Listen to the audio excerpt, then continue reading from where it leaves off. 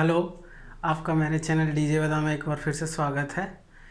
आप आज मैं अपने अगले लेक्चर के साथ आपके सामने प्रस्तुत हो रहा हूँ। कल हम लोगों ने पढ़ा था एसिड बेस साल्ट का जो बचा हुआ पोर्शन था उसको कल हम लोगों ने कंप्लीट किया था। उसके बाद अगर उससे कुछ रिलेटेड अगर न्यूमेरिकल आप लोग को डाउट आता है, पहले दोनों जो मैंने वीडियो अपलोड किया है एसिड बेस साल्ट का, उसको आप अच्छे से बार बार देखिए। उसमें कोई कन्फ्यूजन होता है तो कमेंट बॉक्स में पूछिए। और उसके बाद मुझे बताइए कि अगर आप न्यूमेरिकल का सॉल्यूशन भी चाहते हैं, उसमें कुछ से थोड़ा बहुत न्यूमेरिकल दिया हुआ है इस चैप्टर में, तो फिर मैं उसको भी डिस्कस करूँगा। तो आप लोग से एक रिक्वेस्ट है कि अगर वीडियो अच्छा लगता हो तो चैनल को सब्सक्राइब कीजिए, वीडियो को लाइक कीजिए। और 10th क्लास की केमिस्ट्री के सीरीज़ में आज से हम लोग नया चैप्टर स्टार्ट करने वाले हैं जिसका नाम है मेटल एंड नॉन मेटल। देखिए, ये काफ़ी लंबा चैप्टर है, इसको हम लोग धीरे धीरे करके 2-3 लेक्चर में इसको कंप्लीट करेंगे। तो आज मैं बेसिक जो है फिजिकल प्रॉपर्टी के बारे में बात करने वाला हूँ। उसमें फिजिकल प्रॉपर्टी में जो प्रॉपर्टी आ जाता है उसको मैं एक एक करके डिस्कस करूँगा। तो चलिए आज हम अपना लेक्चर स्टार्ट करते हैं। और पिछले वीडियो से रिलेटेड कोई भी डाउट होता होगा आप कमेंट बॉक्स में प्लीज़ पूछिए, मैं उसको दूर कर दूँगा। तो चलिए आज हम अपना आज का लेक्चर स्टार्ट करते हैं। देखिए, सबसे पहली बात मेटल और नॉन मेटल के बारे में आज हम लोग उसका फिजिकल प्रॉपर्टी पढ़ने वाले हैं। उसमें क्या क्या पढ़ेंगे, मेलिएबिलिटी के बारे में पढ़ेंगे, इलेक्ट्रिकली किस तरह से बिहेव करता है मेटल और नॉन मेटल ये पढ़ेंगे, डक्टिलिटी, थर्मल, सोनोरस सोनोरस एक टर्म होता है मैं आगे बताऊंगा। फिर इलेक्ट्रॉन लॉस एंड गेन जो मेटल और नॉन मेटल करता है उसके बारे में हम लोग पढ़ने वाले हैं। तो देखिए, सबसे पहले मैं बताता हूँ कि मेटल और नॉन मेटल, देखिए इसके बारे में पढ़ना इसलिए ज़रूरी है कि हमारे किचन से लेके हम जो कार यूज करते हैं या फिर जो भी हर जगह गेट हो या दरवाज़ा हो, कुछ हर चीज़ में देखिएगा कुछ मेटल का बना हुआ है और कुछ नॉन मेटल का बना हुआ है और कुछ प्लास्टिक का बना हुआ है। तो इस तरह से मेटल और नॉन मेटल से हम पूरे तरीके से घिरे हुए हैं। तो मेटल और नॉन मेटल के बारे में नॉलेज होना इसीलिए इम्पॉर्टेंट है कि किस जगह पे कौन सा यूज किया जाता है। जैसे अब देखिए, अगर आप तवे पे रोटी बनाते हैं, तवा पे रोटी बनाते हैं, तो प्लास्टिक के तवा पे आप रोटी नहीं बना सकते हैं। जब भी बनाएंगे तो मेटल के तवा पे रोटी बनाएंगे। अगर प्लास्टिक का हटा दीजिए, अगर आप कोई और सॉलिड चीज़ जैसे संगमरमर का तवा बना लीजिए, उस पर भी आप रोटी नहीं बना सकते क्योंकि वो बैड कंडक्टर ऑफ क्या होता है, हीट होता है। इस तरह से मेटल और नॉन मेटल के बारे में जानना बहुत ज़रूरी है कि उसका फिजिकल प्रॉपर्टी किस टाइप का होता है और किस फिजिकल प्रॉपर्टी के कारण हम उसको किस तरह से अपने डे टू डे लाइफ में उसको यूज कर सकते हैं। पढ़ाई का प्राइम मोटो वही होता है कि हम लोग जान सके कि जो भी यूज कर रहे हैं उसको बेस्ट तरीके से कैसे यूज किया जाता है। तो इसीलिए मेटल और नॉन मेटल के बारे में फिजिकल प्रॉपर्टी जानना बहुत ज़रूरी है। फिजिकल प्रॉपर्टी पढ़ेंगे, उसके बाद केमिकल प्रॉपर्टी पढ़ेंगे, उसके बाद इसका मेटल के साथ, सॉल्ट के साथ, एसिड के साथ कैसे रिएक्शन होता है वो भी पढ़ेंगे। उसके बाद इसका एक्सट्रैक्शन कैसे होता है। तो ये आने वाले सीरीज़ में, आने वाले जो लेक्चर आएंगे उसमें सब एक एक करके पढ़ेंगे। तो देखिए, मेटल की जहाँ तक बात है तो कुछ मेटल देखिए, जैसे मैं बताता हूँ मेटल कौन कौन है। जैसे देखिए, एल्युमिनियम हो गया, सोडियम हो गया, मैग्नीशियम हो गया, पोटेशियम हो गया, कैल्शियम हो गया। ये सारे जो है ये मेटल के कैटेगरी में आते हैं। कौन से कैटेगरी में आते हैं, मेटल के कैटेगरी में। इसको आप नोट करके लिख लीजिए क्या क्या ये सारे क्या हैं, मेटल्स हैं। और नॉन मेटल में जैसे कार्बन, सल्फ़र, हाइड्रोजन, कार्बन हो गया, सल्फ़र हो गया, हाइड्रोजन हो गया, क्लोरीन, ये सब जो है ये नॉन मेटल हो गया। तो ये तो बात हो गया कि कुछ मेटल है कुछ नॉन मेटल है। ये देखिए क्या है, नॉन मेटल है। ये क्या है, नॉन मेटल है। ये क्या है, मेटल है। तो देखिए, एक चीज़ आप कॉमन इसमें देख रहे होंगे कि मेटल और नॉन मेटल में डिफरेंस क्या हो जा रहा है। देखिए, अगर इसका आप इलेक्ट्रॉनिक कॉन्फ़िगरेशन देखें तो कुछ इस तरह का 283। एल्युमिनियम का कितना होता है एटॉमिक नंबर, एल्युमिनियम का एटॉमिक नंबर होता है 13। तो इसका इस तरह से होता है 283। फिर अगर आप सोडियम की बात करें तो इसका क्या होता है, 281 होता है। फिर इसके बाद अगर आप मैग्नीशियम का बात करें तो 282 होता है, इसका 12 होता है। तो इसको हम लोग इस तरह से लिखते हैं। पोटेशियम की बात करें तो 881 19 होता है पोटेशियम का। कैल्शियम का इसी तरह से आप देख सकते हैं, सबका देख सकते हैं। अब बात आती है नॉन मेटल की, तो इसका भी देखते हैं। इसका क्या होता है 2 और 4।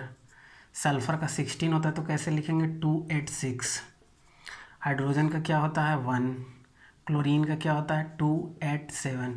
तो एक चीज़ आप देख रहे होंगे कि इन लोग का क्या है, अधिकांश केस में देखिए, यहाँ पे देखिए, इसको मैं रेड करके बताता हूँ, ये बहुत ही इम्पॉर्टेंट है।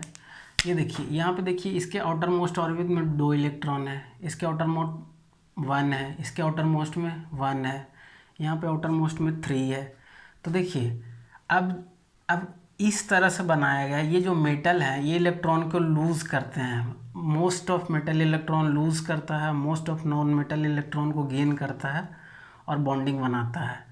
और कुछ ये आयोनिक के केस में है, मैंने केमिकल बॉन्डिंग में बताया है। आयोनिक के केस में मतलब जब कंप्लीट ट्रांसफ़र ऑफ इलेक्ट्रॉन हो, उसके द्वारा जो बॉन्ड बनता है उसको आयोनिक बॉन्ड बोलते हैं या इलेक्ट्रोस्टैटिक बॉन्ड बोलते हैं, क्योंकि basically electrostatic force of attraction के कारण वो बॉन्ड बनता है।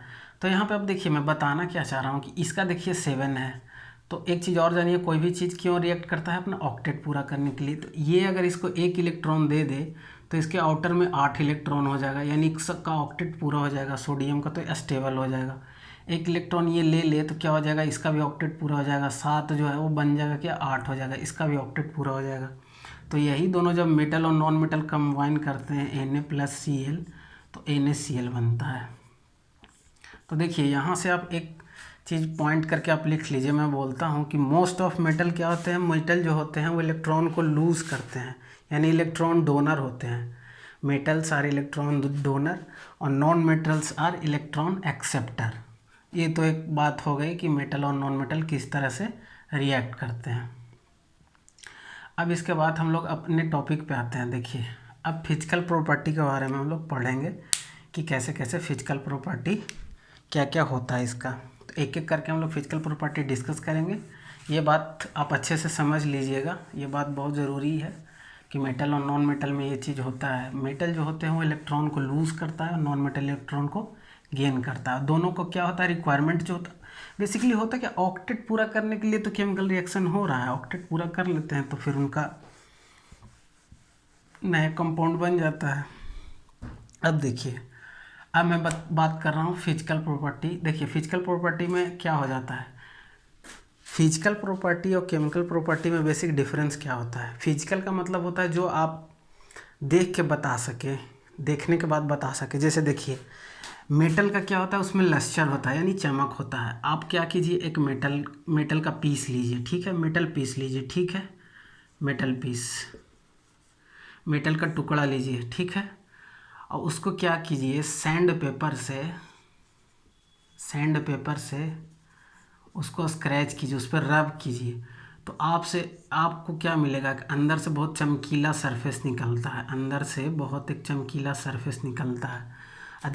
सब मेटल का ये होता है, वो अधिकांश क्या होते हैं मेटल, वो चमकीले होते हैं, शाइनी सरफेस होता है, शाइन करता है, शाइनी सरफेस होता है मेटल का। तो देखिए, कोई भी मेटल आप ले लीजिए, घर में अगर आपके कोई मेटेलिक चीज़ है उसको आप सैंड पेपर से रगड़ेगा तो फिर देखिएगा कि वो अंदर से चमकीला निकलता है। तो इसमें क्या होता है, एक विशेष प्रकार का लस्टर होता है, जो शाइन होता है, उसको लस्टर भी बोलते हैं। तो मेटल जो क्या करते हैं, वो शाइन करते हैं, चमकते हैं। एक इसमें एक्सेप्शन है आयोडीन के बारे में आप नोट करके लिख लीजिएगा कि ये नॉन मेटल होते हुए भी चमकीला होता है, मतलब ये चमकता है। इसको आप लिख लीजिएगा स्टार मार के कि आयोडीन एक ऐसा नॉन मेटल है जो नॉन मेटल होते हुए भी इसमें क्या होता है, चमक होता है। बाकी सब बेसिकली मेटल में ही चमक होता है। तो मेटल क्या होते हैं, चमकीले होते हैं। और नॉन मेटल क्या होता है, नॉन मेटल में एक आयोडीन जो है वो क्या है, नॉन मेटल है, जो नहीं मतलब नॉन मेटल होते हुए चमकता है। इसके बाद देखिए, ये तो एक प्रॉपर्टी हो गया। दूसरा बात करते हैं हम लोग हार्डनेस का बात करते हैं कि मेटल और नॉन मेटल के हार्डनेस किस टाइप से वेरी करता है। देखिए, कुछ ऐसे मेटल होते हैं जो बहुत ही हार्ड होता है, कुछ ऐसा मेटल होता है जो बहुत ही सॉफ्ट होता है। जितना भी एल्कली मेटल है, जैसे एल्कली मेटल बोलूँ तो एल्कली मेटल आप लिख लीजिए, एल्कली मेटल बेसिकली कौन कौन, लिथियम, सोडियम, पोटेशियम, इसको मैं स्टार मार करके लिख रहा हूँ। अल्कली जो मेटल होते हैं इतने सॉफ्ट होते हैं कि जैसे आप बटर को नाइफ से काटते हो वैसे लिथियम, सोडियम और पोटेशियम को काट सकते हो। के नहीं के होगा। तो लिथियम, सोडियम और पोटेशियम को क्या आप ऐसे सिंपली, अगर ये लिथियम का टुकड़ा है तो इसको नाइफ से आप सिंपली ऐसे चॉप कर सकते हो, काट सकते हो, काट के अलग कर सकते हो। सोडियम का भी वही है, नाइफ से आप काट सकते हो। जैसे आइसक्रीम का क्यूब रहता है उसको काट काट के फैमिली पैक लाते हैं तो उसको कैसे काट काट के खाते हैं, उसी तरीके से इसको भी आप आराम से काट के एकदम काट सकते हो अपने यूज के लिए। और ये बहुत रिएक्टिव होता है, हालांकि रिएक्टिव और लेस रिएक्टिव का बात मैं आगे करूँगा। ये आप फिजिकल प्रॉपर्टी की मैं बात कर रहा हूँ तो अभी अपने को मैं फिजिकल प्रॉपर्टी तक कॉन्स्टेंट रखता हूँ। तो आप ये लिख लीजिए कि क्या होता है, इतना सॉफ्ट होता है ये सब कि आप इसको आराम से काट सकते हैं। कुछ ऐसे मेटल भी होते हैं जो बहुत हार्ड होता है, जैसे आप चाकू यूज करते हैं, एक मेटल से आप दूसरे मेटल को काट रहे हैं। देखिए कितना मतलब कितना मतलब इंटरेस्टिंग चीज़ है। नाइफ है वो भी स्टेनलेस स्टील का बना हुआ है, यानी क्या क्या स्टेनलेस स्टील में क्या क्या रहेगा, फेरस रहेगा, लोहा रहेगा, कार्बन रहेगा, निकेल, ये सारे चीज़ से मिलकर नाइफ बना हुआ रहता है। नाइफ एक एलॉय है, मतलब एलॉय से मिलकर बना हुआ रहता है। तो क्या हो गया, एक मेटल को, जैसे सोडियम भी एक मेटल है, एक मेटल को दूसरे मेटल से हम काट रहे हैं, जैसे कैसे नाइफ से काट दे रहे हैं। तो नाइफ भी तो मेटल का ही बना हुआ है, नाइफ भी तो मेटल का बना हुआ है। तो देखिए यहाँ पे आप याद कर लीजिए, एक मेटल से दूसरे मेटल को काट सकते हैं। यानी इसका जो हार्डनेस है उसका वाइड रेंज होता है। कुछ है वो बहुत हार्ड इन नेचर होता है, कुछ होता है वो बहुत सॉफ्ट इन नेचर होता है। तो ये जो मैंने बताया कि किसको किसको आप नाइफ से काट सकते हैं, इसको आप लिख लीजिएगा। चलिए अब अगले प्रॉपर्टी पे आते हैं। ये तो हो गया हार्डनेस के बारे में कि कुछ मेटल बहुत हार्ड होते हैं, कुछ मेटल इतने सॉफ्ट होते हैं कि उसको आप नाइफ से काट सकते हैं। तो ये तो हो गया हार्डनेस का बात। अब देखिए हार्डनेस के बाद हम लोग आते हैं कौन सा प्रॉपर्टी आप आ जाते हैं, ये देखिए हार्डनेस फिजिकल प्रॉपर्टी तो ये चल ही रहा है, इसी में देखिए क्या है अब, ये है मेलिएबिलिटी। देखिए ये टॉपिक अब हम पढ़ने वाले हैं, मेलिएबिलिटी। देखिए मेलिएबिलिटी क्या होता है, मेलिएबिलिटी का देखिए मैं आपको एग्जांपल बताता हूँ। अगर कोई मेटल का आप ऐसे टुकड़ा ले लीजिए, ठीक है, ये छोटा और टुकड़ा, इस और छोटा टुकड़ा लीजिए, समझने में आसानी होगा। इस तरह का आप छोटा टुकड़ा ले लीजिए, ठीक है, इस टाइप का मेटल का आप टुकड़ा ले लीजिए, किसी भी शेप में ले सकते हैं, मैं समझाने के लिए बता रहा हूँ। एक हैमर लीजिए, हैमर बोले तो हथौड़ी, ठीक है, हथौड़ी लीजिए, ठीक, बाय द वे 5 kg का हो, ठीक। इसको से इस पे आप फोर्स लगाइए, हैमरिंग कीजिए, तो ये क्या होगा, कुछ समय बाद क्या हो जाएगा ना कि इस टाइप का हो जाएगा, ये चपटा बन जाएगा, एक थिन लेयर, थिन बन जाएगा, थिन सीट बोल दीजिए, लेयर नहीं सीट बोल दीजिए। एग्जैक्ट वर्ड जो होगा यहाँ पे मैं सीट इसको लिखूंगा, लेयर नहीं सीट। ये देखिए ऐसा बन जाएगा। तो ये जो प्रॉपर्टी है कि अगर हम कॉम्प्रेसिव फोर्स लगा रहे हैं, मतलब क्या कर रहे हैं, ये कॉम्प्रेसिव फोर्स होता है, ये ऐसे इस पे लगा रहे हैं, इस पे क्या लगा रहे हैं, थोड़े से कॉम्प्रेसिव फोर्स लगा रहे हैं, इसी को बोला जाता है मेलिएबिलिटी। जब भी मेलिएबिलिटी आपके दिमाग में आए, ये एग्जांपल आप याद रखिए। कभी भी मेलिएबिलिटी और डक्टिलिटी में आपको, नींद में सोए हुए भी रहिएगा तो मेलिएबिलिटी और डक्टिलिटी में आपको कन्फ्यूजन नहीं होगा। आगे मैं अभी डक्टिलिटी बताने वाला हूँ। तो ये मेलिएबिलिटी के बारे में हो गया। तो देखिए अब मेलिएबिलिटी का देखिए, अब इसको मैं बोलता हूँ कि मैं जो भी बताऊँगा उसको आसपास में जोड़ के बताऊँगा अपने, मतलब जो भी कुछ ऐसा एग्जांपल दूंगा जिससे आप मेलिएबिलिटी को और कोरिलेट कर सके। आप जो कॉइन यूज करते हैं, कॉइन जैसे 5 रुपये का कॉइन हो गया, 10 रुपये का कॉइन हो गया,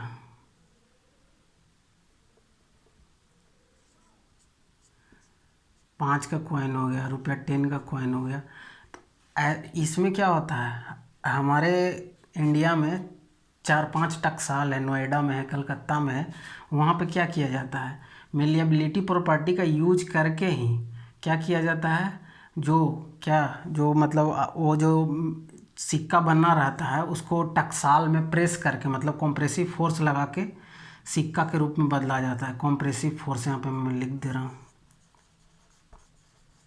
कॉम्प्रेसिव फोर्स यहाँ पे मैं लिख रहा हूँ, कौन सा फोर्स है, ये थोड़ा सा फिजिक्स का हो जा रहा है, लेकिन यहाँ पे ये जानना बहुत ज़रूरी है। आखिर मेलेबिलिटी दिया है केमिस्ट्री में, तो ये जानना बहुत ज़रूरी है।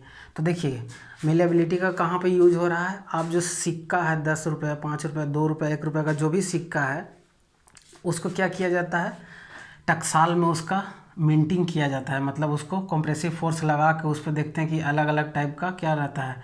10 रुपये का सिंबल बना रहता है, फिर कुछ और सिंबल टाइप का उस पर बना हुआ रहता है, तो वो सब कंप्रेसिव फोर्स लगाते हैं। और जो भी उसमें मटेरियल यूज होता है उसका मेलेबिलिटी बहुत अच्छा होता है। ये बात आप याद कर लीजिएगा। तो ये तो मेलेबिलिटी के बारे में था। आज के बाद अब मेलेबिलिटी का कन्फ्यूजन आप कभी मत पालिएगा। इस एग्जाम्पल को याद कर लीजिएगा। कंप्रेसिव फोर्स लगाएंगे, उसको थिन शीट में बदल सकते हैं। इस प्रॉपर्टी को क्या बोलेंगे, मेलिएबिलिटी। अब चलिए इसके बाद हम लोग आते हैं यहीं पे डक्टिलिटी में आ जाते हैं। देखिए यहाँ पे क्या हम लोग कर रहे थे, कंप्रेसिव फोर्स लगा रहे थे। डक्टिलिटी में क्या करते हैं हम लोग, टेंसाइल फोर्स लगाते हैं। टेंसाइल फोर्स लगाते हैं। देखिए इसमें करते क्या है, अगर जैसे देखिए अगर कुछ आप मटेरियल ले लीजिए, ठीक है, उस पे ऐसे टेंसाइल फोर्स लगाइए कि वो वायर के रूप में चेंज हो जाए, ऐसे। अब देखिए इसको मैं समझाता हूँ ये होता कैसे। कुछ इस टाइप का अरेंजमेंट रहता है, ठीक है, मशीन में, और इसमें मटेरियल को फीड किया जाता है। मटेरियल को हम लोग फीड करते हैं, ठीक है। और ये इसमें क्या रहता है, ये देखिए आपका रॉ मटेरियल है, रॉ मटेरियल। इसको क्या करते हैं कि इसमें टेंसाइल फोर्स लगाते हैं, ठीक है। टेंसाइल फोर्स मतलब खींचते हैं। इसका एक और अच्छा उदाहरण देखिए, जैसे कॉपर वायर होता है, इलेक्ट्रिकल वायर जो भी यूज किया जाता है वो कॉपर का बनाया जाता है वायर, एल्युमिनियम का बनाया जाता है, सबसे ज़्यादा तो कॉपर का होता है।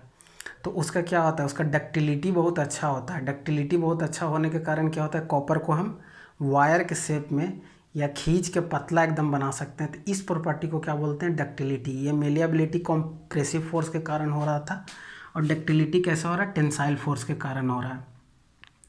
तो ये वायर में चेंज होगा, वायर में चेंज हो जाएगा इस टाइप का। इस और भी डिफरेंट टाइप का जैसा यूज होगा उस टाइप का हम बना सकते हैं। तो डक्टिलिटी में कंप्रेसिव और मेलिएबिलिटी में कंप्रेसिव और डक्टिलिटी में टेंसाइल, ये याद कर लीजिएगा। ये दोनों बहुत इंपॉर्टेंट है, बहुत इंपॉर्टेंट है। इसमें लोग कंफ्यूज होते हैं कि डक्टिलिटी, तो डक्टिलिटी में मैं बता दिया, ये वायर वाला याद रखिएगा। आपकी टेंसाइल फोर्स लगा के उसमें डिफॉर्मेशन कर सके तो उसको हम लोग बोलते हैं। ये एक तरह का अरेंजमेंट, वायर जो बनने का फैक्ट्री रहता है वहाँ पे इस टाइप का अरेंजमेंट रहता है कि रॉ मटेरियल को लिक्विड फॉर्म में रखा जाता है, उसको फिर क्या किया जाता है, टेंसाइल फोर्स से, एकदम लिक्विड नहीं रहता, सेमी सॉलिड में, उसमें फिर उसको चेंज किया जाता है वायर के फॉर्म में। वो आपके सिलेबस में नहीं है, तो वो मैं उतने डिटेल में नहीं बताऊँगा। बस आप इतना जानिए कि टेंसाइल फोर्स लगा के वायर के रूप में हम चेंज करते हैं। तो ये क्या क्या आपने हम लोगों ने पढ़ लिया, मेलिएबिलिटी पढ़ लिया, डक्टिलिटी पढ़ लिया। अब इलेक्ट्रिकल प्रॉपर्टी, फिजिकल प्रॉपर्टी के अंदर ही हम मेटल का फिजिकल। अब देखिए एक चीज़ और मैं बता देता हूँ, ऑरम यानी गोल्ड। ऑरम किसका सिंबल है, गोल्ड का। गोल्ड जो है ये सबसे ज़्यादा डक्टाइल होता है। गोल्ड है वो सबसे ज़्यादा डक्टाइल होता है। इतना डक्टाइल होता है कि 1 gram of gold, 1 gram of gold can be drawn, मतलब खींचना, टेंसाइल फोर्स।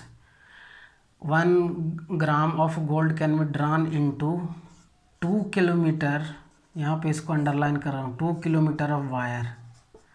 मतलब 1 ग्राम गोल्ड से 2 किलोमीटर वायर का हम लोग टेंसाइल फोर्स लगा के ऐसा वायर बना सकते हैं।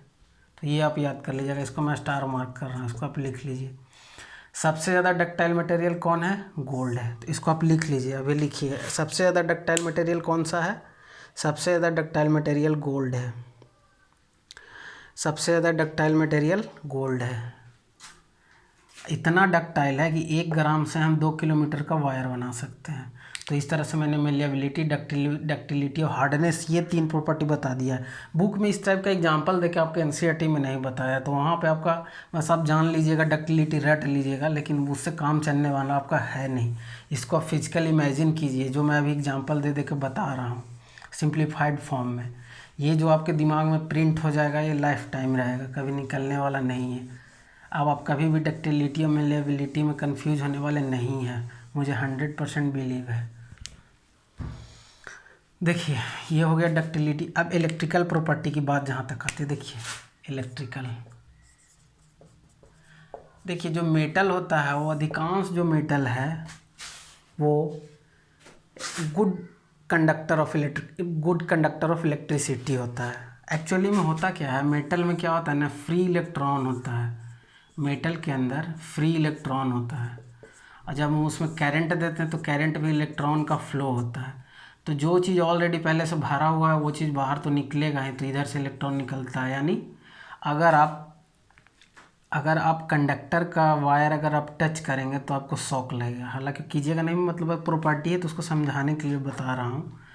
तो ये देखिए क्या है, इसमें फ्री इलेक्ट्रॉन होने के कारण ये क्या होता है, इलेक्ट्रिसिटी का गुड कंडक्टर होता है। आप लिख लीजिए, metals are good conductor of electricity. एक ऐसा नॉन मेटल भी है जो गुड कंडक्टर ऑफ इलेक्ट्रिसिटी होता है, उसको आप मैं स्टार मार के लिख रहा हूँ, ये है ग्रेफाइट। ग्रेफाइट, इसको आप, मैं ब्रैकेट में लिख रहा हूँ, इसको मैं स्टार मार करके लिख रहा हूँ, या आप भी अपने नोटबुक में अच्छे से लिखिए। ग्रेफाइट एक ऐसा नॉन मेटल है, क्या है, नॉन मेटल है, नॉन मेटल है जो गुड कंडक्टर ऑफ इलेक्ट्रिसिटी है। आपके पेंसिल में जो यूज होता है वो ग्रेफाइट ही रहता है। अगर आप पेंसिल को कुछ इस तरह से कर दीजिए, पेंसिल ये आपका है, ठीक है, इधर से भी शार्पन कर दीजिए, इधर से भी शार्पन कर दीजिए, और ये ऊपर के किसी भी प्रोसेस से आप अगर उसका पूरा जो ऊपर वुडन का जो बना हुआ रहता है उसको अगर हटा देते हैं, इसमें अगर आप इलेक्ट्रिसिटी देते हैं, तो ये जैसे बल्ब का फिलामेंट होता है ना, बल्ब का फिलामेंट, एकदम आप इमेजिन नहीं कीजिएगा, बल्ब का फिलामेंट जैसा ये क्या करता है, इसको आप सप्लाई दे दीजिए इस तरह से, प्लस माइनस ये सप्लाई दे दीजिए। अगर ये दे देते हैं तो ये बल्ब जैसा इल्यूमिनेट होगा। ये क्या का बना रहता है, पेंसिल, ये भी लिख लीजिए, ये ग्रेफाइट होता है, ग्रेफाइट से बना हुआ होता है। जो आप पेंसिल यूज करते हैं उसमें अगर आप इलेक्ट्रिसिटी फ्लो कराइएगा तो बल्ब का जैसे अभी तो CFL आ गया, पहले फिलामेंट वाला बल्ब होता था, उस टाइप का ग्लो करता है। ये मैं नॉलेज के लिए बता रहा हूँ, आप ये सब इलेक्ट्रिसिटी वाला कोई भी एक्सपेरिमेंट विदाउट एडल्ट सुपरविजन में आप नहीं करिएगा, ये मेरा आपका सजेशन है, और एक क्वेश्चन भी आप मत कीजिएगा। मैं बता रहा हूँ कि उसमें ग्रेफाइट होता है, एक नॉन मेटल है जो गुड कंडक्टर ऑफ इलेक्ट्रिसिटी होता है। तो इसको भी आप लिखिए, इसको भी आप लिखिए। ये पेंसिल वाला भी एग्जाम डायरेक्ट कई बार एग्जाम में पूछ दिया जाता है कि आप जो पेंसिल यूज करते हैं उसमें कार्बन का कौन सा एलोट्रॉप होता है। अभी मैं एलोट्रॉप पे आऊँगा, यहाँ पे देखिए एक मैं और ऐड कर देता हूँ, एलोट्रॉप्स के बारे में भी मैं बताऊँगा अभी। तो ये तो हो गया क्या, इलेक्ट्रिकल प्रॉपर्टी की बात। अब इसी के साथ साथ हम लोग कर लेते हैं थर्मल का भी बात। थर्मल में किस तरह से ये बिहेव करता है। तो देखिए आपके घर में क्या होगा, चाय बनाने के लिए आप सस्पेन यूज करते होंगे, कुकर होगा, और फिर जो भी यूटेंसाइल होगा वो सब क्या रहते हैं, मेटल के बने हुए हैं ज़्यादातर। अब तो non stick PVC polyvinyl chloride का भी बना हुआ रहता है, लेकिन ये क्यों मेटल का बना हुआ रहता है, क्योंकि मेटल होता है गुड कंडक्टर ऑफ हीट भी होता है। आप लिख लीजिए, metal is also good conductor of heat. आपके घर में कुकर है वो एल्युमिनियम के एलॉय से बना हुआ है। फिर एरोप्लेन जो उड़ता है वो भी एल्युमिनियम के एलॉय से, उसको डुरिल्यूमीन के से वो बना हुआ होता है। तो इस तरह से डिफरेंट टाइप का, देखिए आपके किचन में जो है उसका भी यहाँ पे केमिस्ट्री में यूज हो रहा है। क्या हो रहा है, जैसे देखिए मैंने अभी आपको क्या बताया कि थर्मल।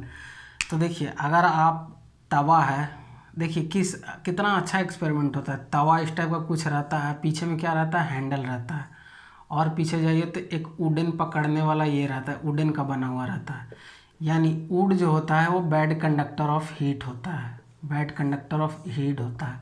लेकिन ये जो तवा है ये मेटल का बना हुआ होता है, ये क्या होता है, गुड कंडक्टर ऑफ हीट होता है। तो इस पर हम फ्लेम जला के इस पर अपना आराम से रोटी बना लेते हैं। तो ये देखिए यहीं पे सब कुछ मिल जा रहा है। कुछ जो है इसको आप नॉन मेटल के कैटेगरी में ही रख सकते हैं, क्योंकि इसमें फ्री इलेक्ट्रॉन नहीं होता है। हाँ एक चीज़ और आ गया, जैसे इलेक्ट्रिसिटी फ्लो करने के लिए ही फ्री इलेक्ट्रॉन का रिस्पॉन्सिबल होता है, वैसे ही ये थर्मल के भी केस में होता है। इसमें क्या रहता है, इलेक्ट्रॉन तो रहता है लेकिन मतलब स्ट्रांगली बॉन्डेड रहता है, तो इस कारण से ये हीट का बैड कंडक्टर होता है। Non metal are bad conductor of heat, metal are good conductor of heat. फिर मैं बोल रहा हूँ, metal are good conductor of heat, non metal are bad conductor of heat, इसको आप लिख लीजिए। तो इस तरह से आपका इलेक्ट्रिकल और थर्मल प्रॉपर्टी मेटल और नॉन मेटल के बारे में मैंने बता दिया। अब चलिए आगे क्या है, अब आगे है सोनोरस। ये देखिए कुछ नहीं, जैसे देखिए ये थोड़ा सा मेरे को इंटरेस्टिंग लगा, थोड़ा सा मैं सोचा कि इसको बताना अच्छा मतलब मज़ा आएगा बताने में थोड़ा। देखिए कोई भी जैसे आपके स्कूल में बेल होगा, ठीक है, इस टाइप का कुछ ऐसे बेल रहता है, ठीक है। इसमें क्या रहता है, एक बीच में लटका हुआ रहता है, इस टाइप का कुछ इस टाइप का अरेंजमेंट रहता है। जो बेल रहता है इसको इधर या स्ट्राइक करता है तो साउंड निकलता है, इधर स्ट्राइक करता है तो साउंड निकलता है। तो ये जो बेल है, बेल यानी घंटी, ये जो बेल है घंटी, ये देखिए क्या होता है, कोई भी ऐसा मेटल जिसमें अगर हम जोर से स्ट्राइक करें तो एक तरह का साउंड क्रिएट करता है, उसको बोलते हैं सोनोरस। यही प्रॉपर्टी है, इसको आप लिख लीजिए। किसी भी मेटल में अगर हम उसको एक फोर्स लगा के स्ट्राइक कराते हैं तो उसमें एक साउंड निकलता है, उस साउंड निकलने को प्रॉपर्टी को क्या बोलते हैं हम लोग, सोनोरस। क्या बोलते हैं, सोनोरस। तो ये हो गया सोनोरस के बारे में। इसका सबसे अच्छा एग्जांपल तो आपके स्कूल में ही है। ऐसे भी आप घर में भी आपका सिलेंडर है, उस पर भी मार के देखिएगा, वो भी मेटल का होता है, तो उसमें से मेटल में से एक अलग तरह का साउंड निकलता है, वो नॉन मेटल में नहीं निकलता है। जैसे नॉन मेटल में आप कोई चीज़ है उसको मार के देखिएगा, जैसे नॉन मेटल में आ जाएगा आपका कोई भी चीज़ है उसको मारिएगा तो उस तरह का उसमें से साउंड नहीं निकलेगा। तो यही साउंड से रिलेटेड प्रॉपर्टी है, उसी से डिराइव्ड है, इसलिए इसको नाम ही बता रहा है सोनोरस। अब देखिए, अब मैं एलोट्रॉप के बारे में बात करता हूँ।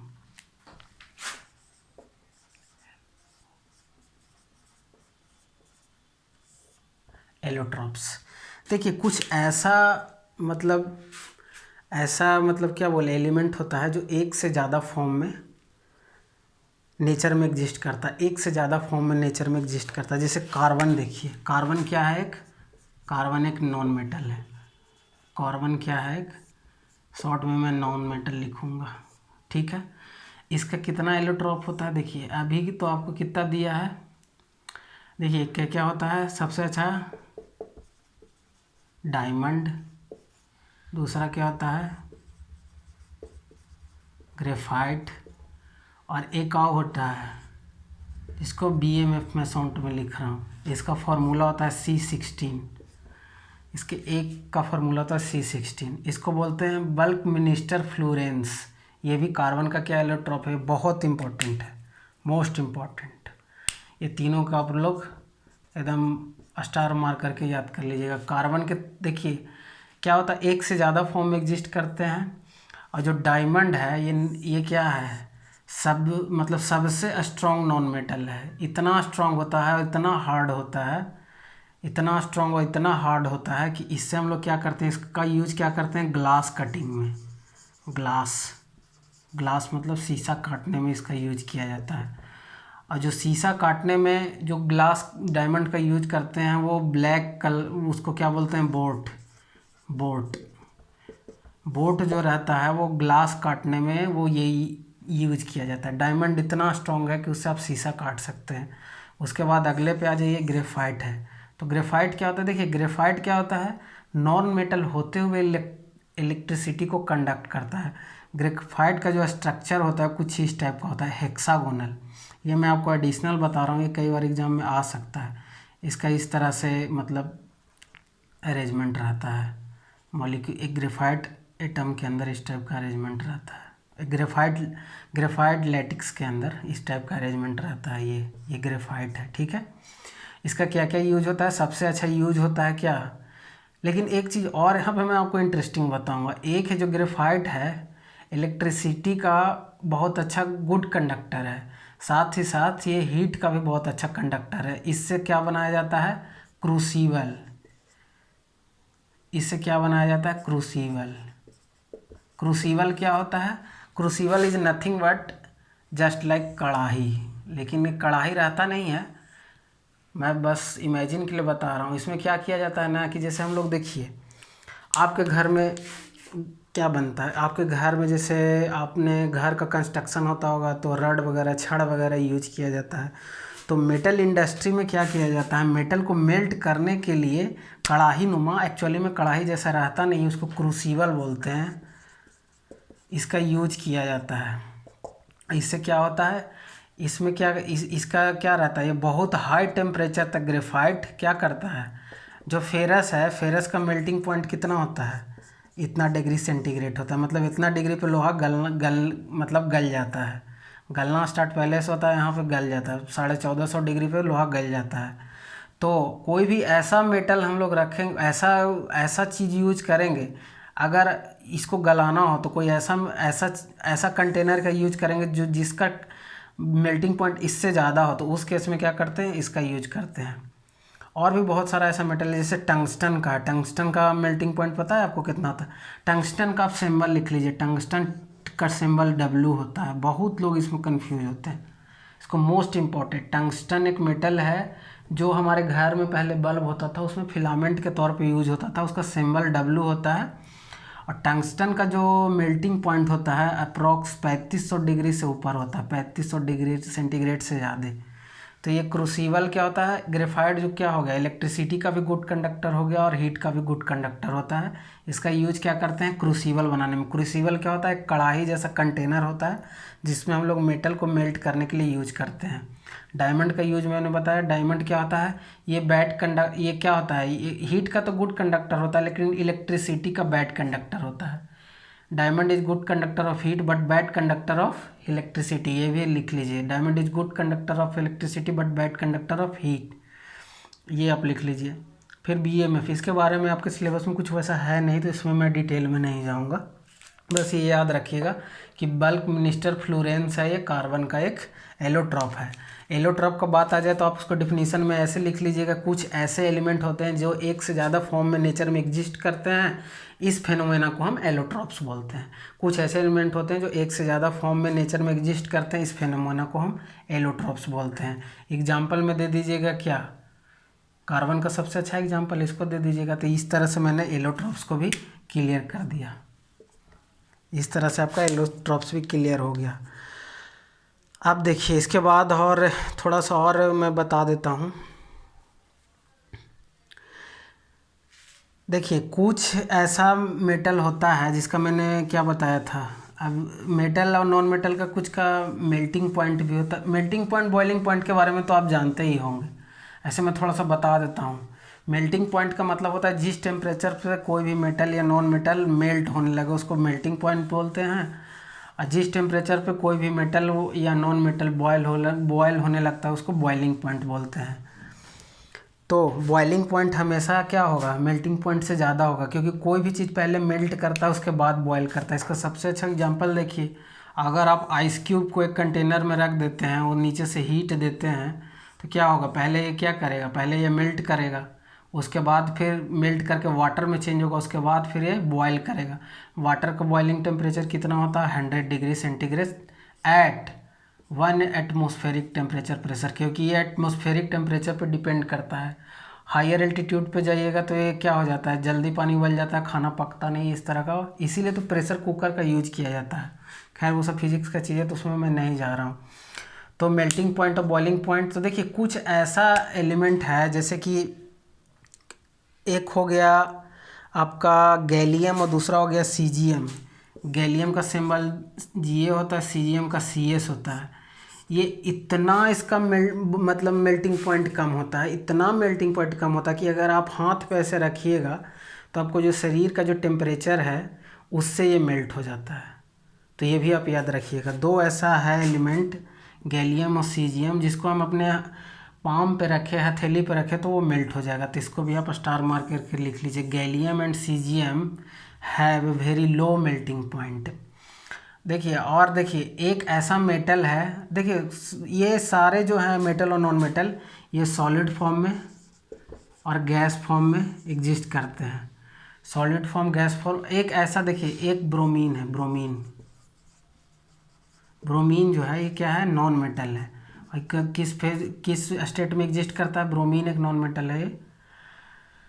लिक्विड फेज में एग्जिस्ट करता है। वैसे ही पारा एक मेटल है जिसका सिंबल Hg होता है। ये भी लिक्विड फेज में मिलता है। तो ये क्या, ये मेटल है जो लिक्विड फॉर्म में रहता है, ये नॉन मेटल है। ये मेटल है जो लिक्विड फॉर्म में रहता है, नॉन मेटल है जो लिक्विड फॉर्म में रहता है। तो ये सब सारा जो मैं बता रहा हूँ ये फैक्ट था, इसको भी आप याद कर लीजिएगा। इस तरह से जो मैंने यहाँ पे लिखा था उसको एक एक करके मैंने सब डिस्कस कर दिया। इसमें अगर कोई डाउट है तो आप कमेंट बॉक्स में पूछ सकते हैं। ये चैप्टर काफ़ी लंबा है तो भी और चलेगा। ये जो electron loss and gain theory है, इसको मैं लेक्चर स्टार्ट किया था तो सबसे पहले मैंने यही बताया था कि जो मेटल होते हैं इलेक्ट्रॉन लॉस करते हैं, जो नॉन मेटल होते हैं इलेक्ट्रॉन गेन करके कंपाउंड का फॉर्मेशन करते हैं। तो ये जो सारा था वो फिजिकल प्रॉपर्टी मैंने आपको एक एक करके बता दिया है। तो ये एक पोर्शन था किसका, मेटल और नॉन मेटल का। अभी ये 2-3 लेक्चर चलने वाला है तो उसको मैं और डिटेल में अभी इसे बताऊंगा। अभी केमिकल के साथ ये किस तरह से रिएक्ट करता है वो मैं अगले क्लास में बताऊंगा।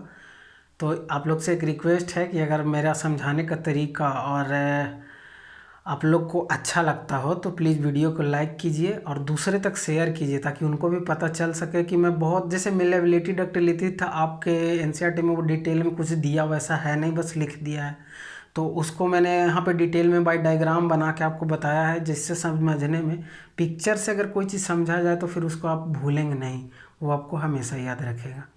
तो अगर मेरा पढ़ाने का तरीका अगर आपको अच्छा लगता हो, वीडियो अच्छा लगता हो, अगर आप इससे कुछ सीख रहे हैं तो प्लीज़ वीडियो को लाइक कीजिए। और नहीं, अगर फिर भी कोई दिक्कत आ रहा हो इतना बताने के बाद भी तो आप कमेंट बॉक्स में बताइए, मैं उसको इम्प्रूव करूँगा।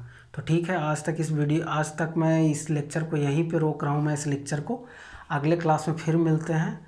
वीडियो देखने के लिए आपका धन्यवाद। आपका दिन शुभ हो।